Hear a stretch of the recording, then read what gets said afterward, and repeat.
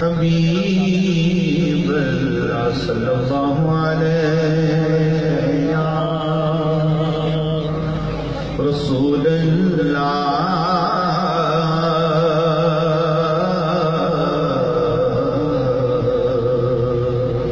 وسلم علیہ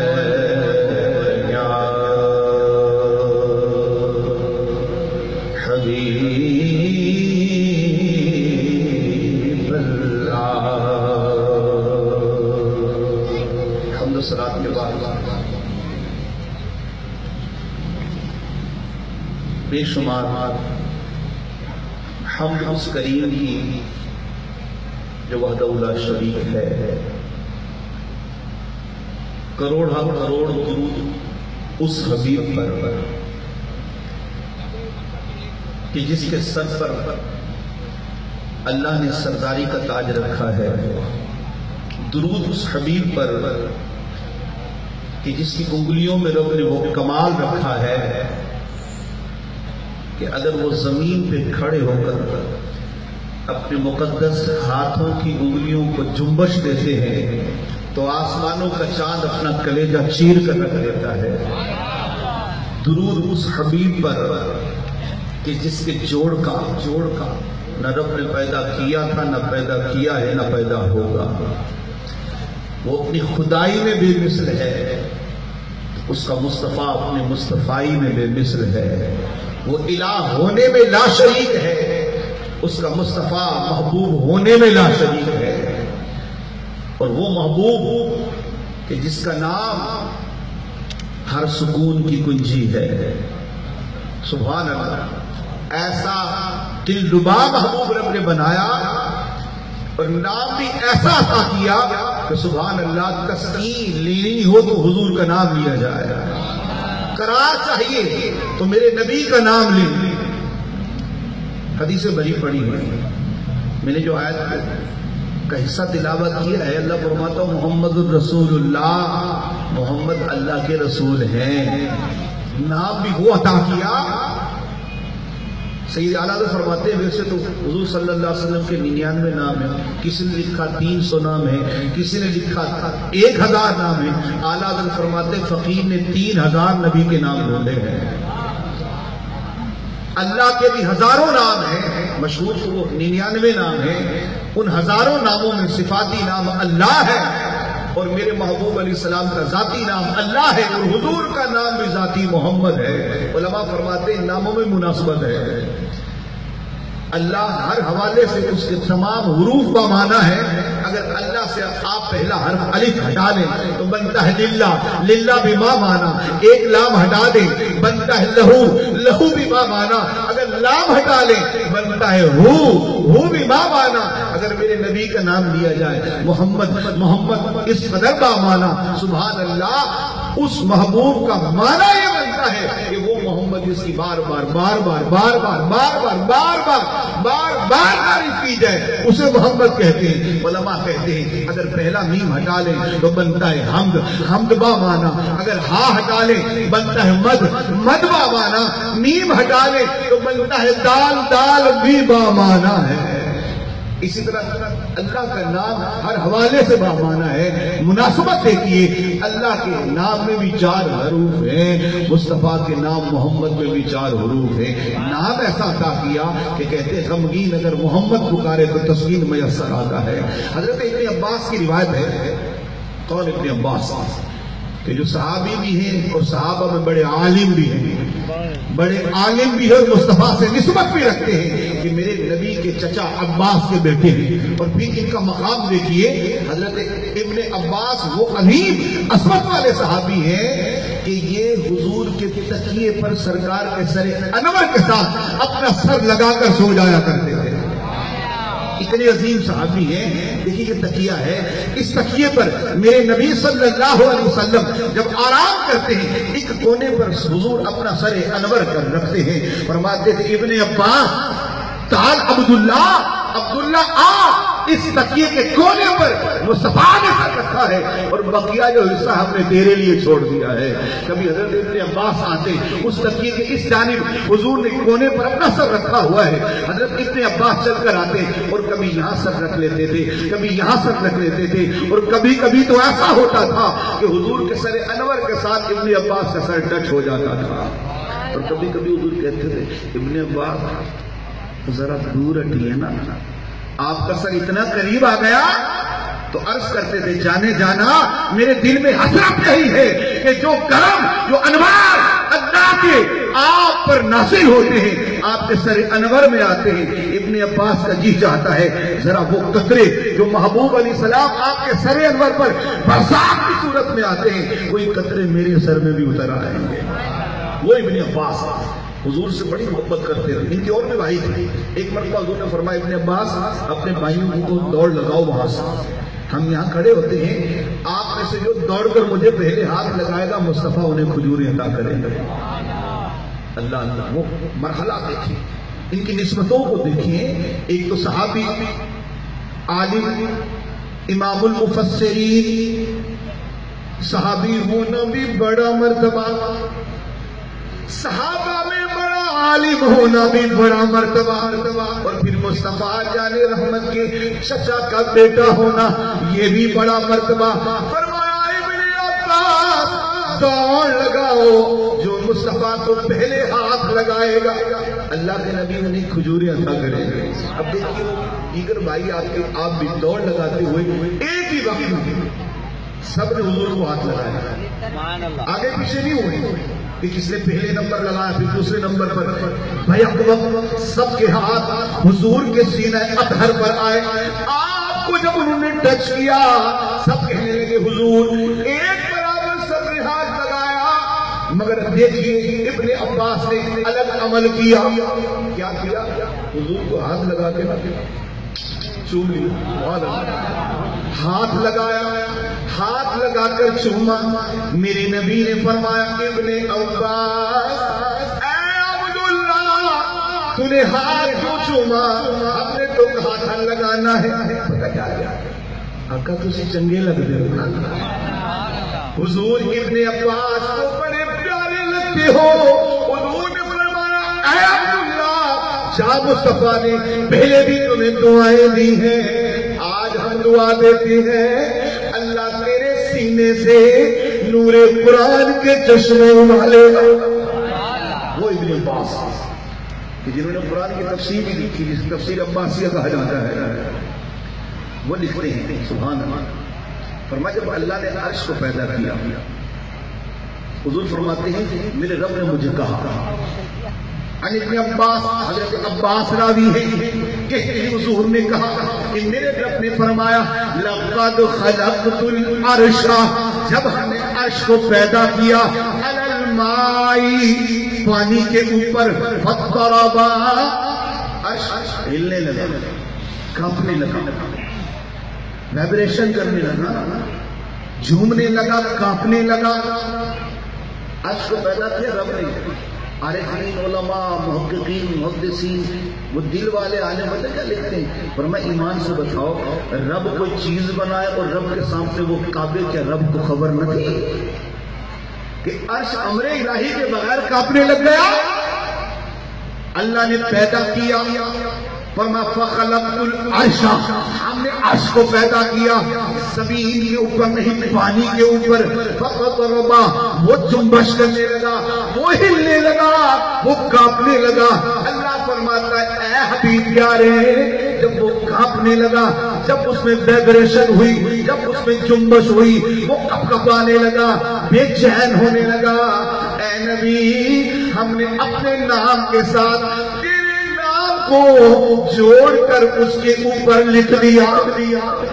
فسکنا, جب ہم نے اس تڑپنے والے عرش پر, جنبش کرنے والے عرش پر, عرش کے سینے پر, کب جب وہ وائبریشن کر رہا تھا, جب اس میں جنبش تھی, ہلچل مچی ہوئی تھی, بے چینی مچی ہوئی تھی. اللہ فرماتا ہے اے حبیب پیارے اس کی طلب کو دور کرنے کے لیے، بے چینی کو دور کرنے کے لیے، سکون دینے کے لیے، بے سکونی کو دور کرنے کے لیے ہم نے اس کے سینے پر اے نبی تیرا نام لکھ دیا۔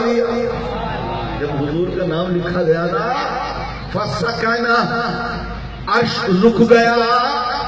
علماء کہتے ہیں ایمان سے بتاؤ عرش کی ضرورت تھی کہ وہ رب کے سامنے جنبش کرتا؟ کیا عرش اللہ کے حکم کے بغیر جنبش کر سکتا ہے؟ نہیں، تو ماننا پڑے گا قدرت نے عرش کو سکھا دیا اے عرش جب ہم تمہیں پیدا کریں گے تجھ میں کپکپاہٹ آئے گی، تجھ میں گھبراہٹ آئے گی، تجھ میں بے چینی آئے گی، تجھ میں بے چینی بے سکونی آئے گی، تو وائبریشن کرے گا۔ ہم نے ایک محبوب بنایا ہے، ایک محبوب پیدا کیا ہے جس کے ہم نے نام محمد سے نوازا ہے۔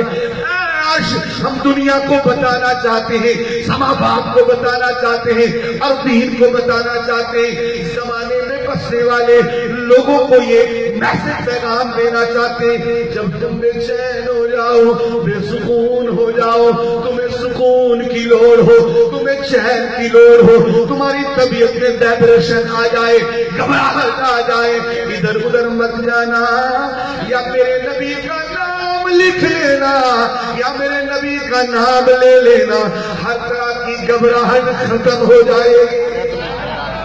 نسخہ دے دیا رب نے، تعلیم دے دی۔ اے لوگوں جب تم گھبراہٹ میں ہو، بے چینی میں چین چاہیے، بے سکونی میں سکون چاہیے، ادھر ادھر مت جانا، بس میرے نبی کا یا نام لکھ لینا یا نام محمد لے لینا۔ جب نام محمد لوگے یا نام محمد لکھ لوگے اس وقت نام محمد کے صدقے تمہیں سکون آ جائے گا۔ غور کریں، عرش کو رب نے سکھا دیا کہ تو نے وائبریشن کرنی ہے، کانپنا ہے، تاکہ ہم دنیا کو یہ سکھائیں گے، قدرت کی تعلیم دے گی کہ اگر میری تخلیق کے بعد پیدا ہم نے کر دیا، انسانوں کو پیدا کر دیا، حیوانوں کو پیدا کر دیا، جنات کو پیدا کر دیا، 18,000 عالم پیدا کیے، اس میں قسم و قسم کی مخلوق بنائی۔ اگر رب کی تخلیق کے بعد، اللہ کی اس کی پیدائش کے بعد، رب نے جب کسی کو پیدا کیا، ان کی پیدائشوں کے بعد، ان کی تخلیقوں کے بعد اگر ان کی طبیعت میں کبھی بے چینی آ جائے، گھبراہٹ آ جائے، سکون کی تلاش سے چاہیے، وہ چاہے مجھے سکون میسر ہو، میری گھبراہٹ ختم ہو، میرے دکھ ٹل جائے، طریقہ ہم بتا رہے ہیں، یا میرے نبی کا نام لکھ لینا یا نبی کا نام لے لینا۔ بس جب تم گھبراہٹ میں میرے مصطفیٰ کا نام لوگے، ہم نے اپنے نبی کے نام میں یہ کمال رکھا ہے، جب تم نام لوگے نام محمد تمہیں سکون عطا کرے گا۔ ایمان سے بتاؤ، جس کا نام اتنا اعلیٰ ہے کہ بے چین پکارے تو اسے قرار مل جائے، گھبرانے والا محمد محمد بلائے تو اسے سکون مل جائے، جس کے نام میں اتنا کمال ہے وہ نبی کتنا باکمال ہو۔ سبحان اللہ، جن کے ناموں میں اتنا رب نے کمال رکھا ہے کہ عرش جنبش میں ہے۔ اللہ فرماتا ہے، اللہ رب العالمین جل جلالہ اپنے کرم سے اپنی قدرت سے حکم دے سکتا ہے عرش رک جا، یہ اسے کانپنے نہ دیتا۔ عرش کی کیا ضرورت رب کے سامنے کانپے، اللہ کے سامنے جنبش کرے۔ عارفین پتہ کیا کہتے ہیں کہ خدا کا حکم یہی تھا، تو نے کانپنا ہے، دنیا کو سکھانا ہے، دنیا کو بتانا ہے کہ جب کبھی طبیعتوں میں گھبراہٹ آئے، اے مسلمانوں، اے نبی کے غلاموں، جب تمہیں کسی چیز سے گھبراہٹ ہو، تمہاری زندگی میں بے چینی آئے، تمہاری زندگی میں کوئی گھبراہٹ آئے، کسی دکھ میں مبتلا ہو جاؤ، کسی تکلیف میں گر جاؤ، رب تمہیں طریقہ بتاتا ہے ان گھبراہٹوں میں، ان تکلیفوں میں میرے نبی کے نام کا وظیفہ بنا لینا۔ قبیلہ سنین مورخین لکھتے ہیں، اس کے سردار نے ایک دن اپنے قبیلے میں پلان بنایا ہے کہ اب جب سے یہ محمد صلی اللہ علیہ وسلم کی جلوہ گری ہوئی ہے، ان کی تعلیم نے تو ہر طرف ان کے دین کو پھیلا دیا، ان قریب تو ہمارے یہاں کچھ بچے گا ہی نہیں. ایسا نہ کیا جائے کہ اس محمد عربی صلی اللہ علیہ وسلم کا کام ہی تمام کر دیا جائے. اب دیکھیے گا اس نے 1000 خونخوار لشکر تیار کیا، بڑے بڑے ڈیل ڈول والے سپاہی اس نے بھرتی کی. ان سپاہیوں کو سکھایا کہ ہم محمد عربی صلی اللہ علیہ وسلم کے تحفظ میں جاتے ہیں، جہاں ہمیں ملیں گے تو ہم انہیں شہید کر دیں گے. سب سے پہلے میں اسے کلام کروں گا، گفتگو کروں گا. اگر گفتگو طول پکڑ جائے، بات بگڑنے پہ آ جائے، اشارہ کروں گا تو حملہ کر کے شہید کر دینا. سپاہی کہنے لگے ٹھیک ہے جی. اب ادھر سے یہ چلا اللہ کی قدرت کے کمال سبحان اللہ، ادھر سے میرے حبیب بھی تشریف لے آیا. قبیلہ سلیم کا سردار اپنے اس لشکر کو 1000 فوجیوں کو ایک پہاڑ کی اوٹ میں کھڑا کرتا ہے، پہاڑ کے دامن ایک میدان میں جمع کرتا ہے. تم یہی رکو، میں ابھی محمد عربی صلی اللہ علیہ وسلم سے کلام کرتا ہوں. سرکار جلوہ گر ہیں. قبیلہ سلیم کا سردار حضور کے سامنے آیا اور آ کر کہنے لگا اے محمد، لیکن بڑی کڑک لہجے میں حضور صلی اللہ علیہ وسلم کو پکارنے لگا. قریب کھڑے تھے حضرت فاروق اعظم، اپنی تلوار کھینچ رہے. فرمایا سردار ادب سے بول، یہ اللہ کے رسول ہے. حضرت عمر طریقہ بھی سکھا رہے ہیں کہ جو حضور سے پیار کرتے ہیں وہی ادب کرتے ہیں. بے ادب کبھی حضور سے پیار کر ہی نہیں سکتا. بے ادبوں کے لہجے ہی بتاتے ہیں یہ بے ادب ہے. جب بھی مصطفیٰ کو پکاریں گے ان کے لب و لہجے طریقے بتائیں گے یہ نبی کا گستاخ ہے، یہ نبی کا بے ادب ہے، اس کو تو حضور کو بلانا ہی نہیں آتا. جب بھی گستاخ بلائے گا بڑے کرخت لہجے میں بلائے گا. بھلے مانتا حضور کو، اوپر سے ہی نام لیتا حضور کا، مگر اس کے لہجے بتائیں گے، ان کے طریقے بتائیں گے. یہ نبی سے محبت نہیں کرتا، اس کا انداز بتاتا ہے یہ مصطفیٰ کا گستاخ ہے. جبکہ اس نے حضور کا نام ہی لیا تھا مگر لہجہ بتا رہا تھا کہ اس نے بے ادبی کی ہے. اور حضرت عمر نے تعاقب کیا، خبردار، تلوار نکال لیا. سرکار نے فرمایا حضرت عمر رہنے آپ رہنے دیجیے، معاملے کو طول نہ ہونے دیجیے. آپ صلی اللہ علیہ وسلم نے فرمایا او قبیلہ سلیم کے سردار، میں محمد عربی تمہیں دعوت دیتا ہوں، مسلمان ہو کر اللہ کی رحمت میں آ جا. اب وہ کہنے لگا اے محمد آپ اللہ کے رسول ہیں؟ فرمایا بے شک میں اللہ کا رسول ہوں. اب غور کیجیے گا، قبیلہ سلیم کا سردار کفر کی دلدل میں ہے، کفر کے اندھیروں میں ہے، کفر کے اندھیروں میں رہ کر کافر ہو کر بھی اس کے ذہنوں میں، اس کے گمانوں میں، اس کی طبیعت میں یہ بات پہلے سے ڈال دی گئی ہے. یہ باقی وہ جانتا ہے کہ نبی باکمال ہوتے ہیں. وہ اب آیا حضور کو نبی سمجھ کر نہیں، وہ سرکار کی خدمت میں اس وقت آیا ہوا ہے. سرکار صلی اللہ علیہ وسلم کو نبی جانتا نہیں ہے. وہ کہتا فقط اپنی طاقت کے بلبوتے پر، نسبت کے بلبوتے پر، قبیلے کے بلبوتے پر سرداری کرنا چاہتے ہیں، علاقوں پر قبضہ کرنا چاہتے ہیں. کبھی وہ انداز سے سخت لہجوں میں آیا او محمد، اے محمد کہہ کے پکارتا ہے. صحابہ نے بتا دیا کہ نبی کو جب بھی بلاؤ ادب سے بلاؤ. یہ طریقہ غلامان محمد کا نہیں ہے کہ وہ بے ادبی سے بلاتے ہیں. ادب والے جب بھی بلاتے ہیں کہتے فدا قومی وابی یا رسول اللہ.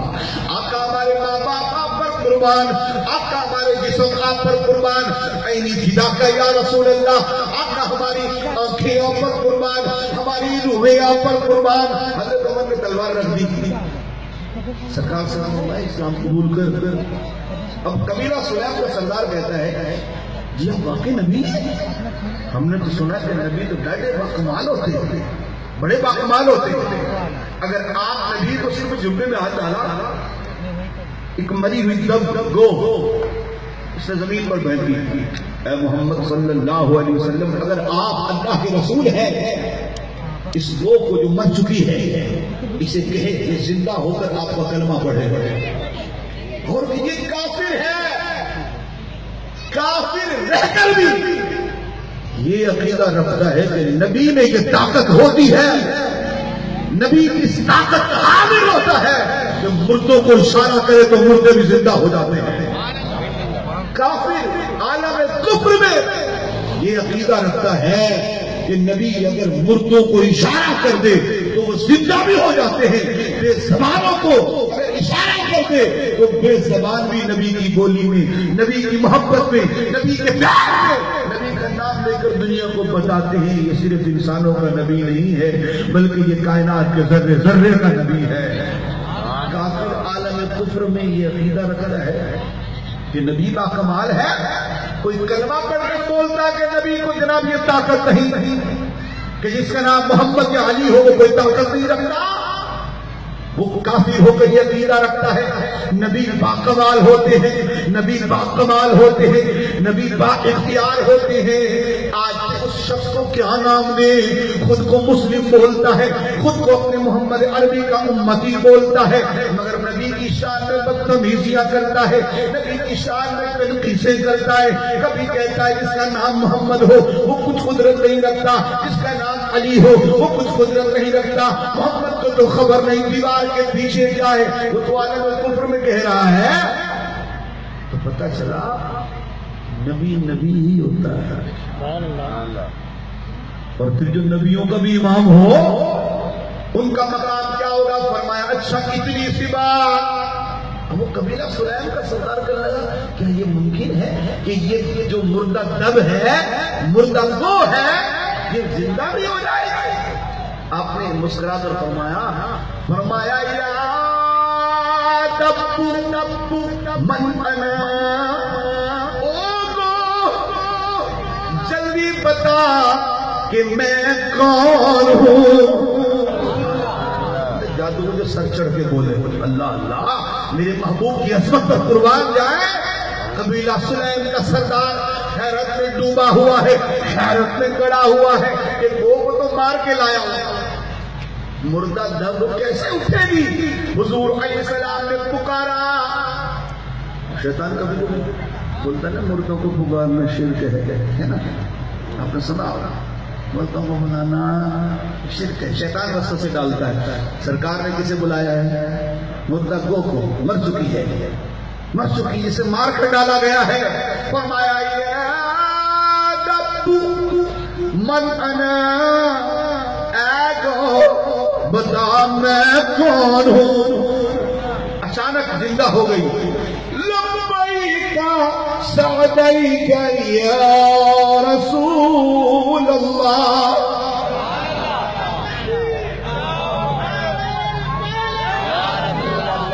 حاضر ہوں حاضر ہوں حاضر ہوں یا رسول اللہ میں حاضر ہوں. فرمایا او گو بتا میں کون ہوں.